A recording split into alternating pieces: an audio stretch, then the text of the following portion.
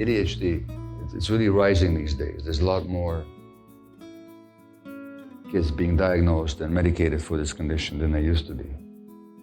And again, it's considered to be one of these genetic medical conditions. Let's say I hadn't had lunch, okay? I have had lunch, but let's say I hadn't, and you were holding a chocolate bar in your hand, okay? And I'm really hungry. I might have an impulse to grab that chocolate bar and bite into it. That's the impulse. Anything wrong with having the impulse? No. Would there be something wrong if I acted it out? Yes, okay? So there's nothing wrong with having the impulse, but that's okay, because there's a part of my brain, and I'm pointing at it actually, it's right here, one of whose jobs is to regulate impulses, which is to say, Gabor, not right now, it's not your chocolate bar.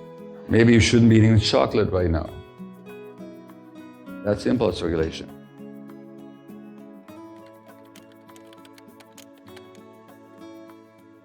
Addicts have very poor impulse regulation, and there's an even larger number of people, huge number of human beings, who completely lack self-regulation. And who are those? Children, young children. What does that tell us? It tells us that nobody is born with impulse regulation. It has to develop. And maybe when we look at these conditions such as ADHD, oppositional defiant disorder, or a whole range of conduct disorders and addiction, we're not talking about diseases, we're talking about a developmental problem. Maybe things just didn't develop the way they should have. Now, when don't things develop the way they should? If you're a gardener and your plants are not developing the way they should, the way you expect them to, what's the first thing you would look at? You would look at the conditions. Too much or too little sunlight? Too much or not enough irrigation? How about the quality of the soil? You look at the conditions of development. And if you wanted those plants to develop properly, you would fix those conditions. You wouldn't try to treat the plants for some kind of disease most of the time. You'd be looking at the conditions for development.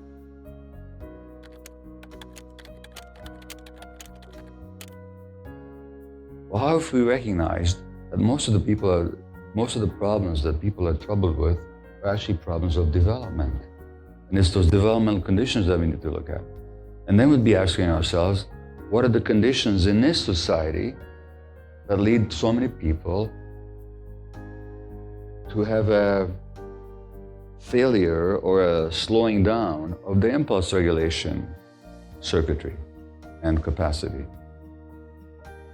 That's the first point. So it's a developmental problem rather than a medical problem per se. Number one. Number two, if you look at the tuning out of ADD, why do we have this capacity to tune out? I mean, nature gives us that capacity. Why do we have that capacity? There's got to be some reason for it. And it's easy to demonstrate. Anybody know what the reason is? Protection from overwhelming stress, right? Now, here's the deal.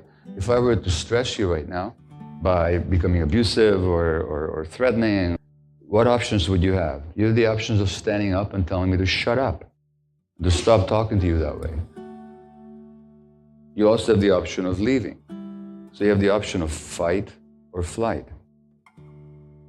And if you couldn't do either, you would also have the option, given that there's many dozens of people here in the room with you, you'd have the option of asking for help.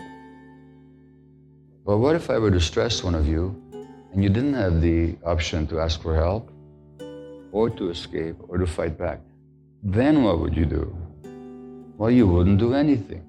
And so freezing is one option, tuning out is another, just going absent-minded, dissociating in other words. Then you wouldn't have to feel the pain and the stress.